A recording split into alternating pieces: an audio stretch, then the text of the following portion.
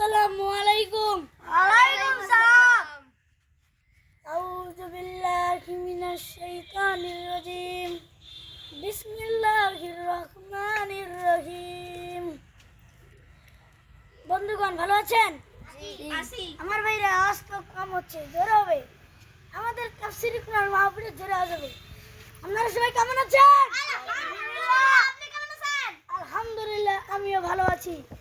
এখানে কোনো ভয় আছে? না। এখানে কোনো ভয় আছে? না। কোনো আমলিকের ভয় আছে? না।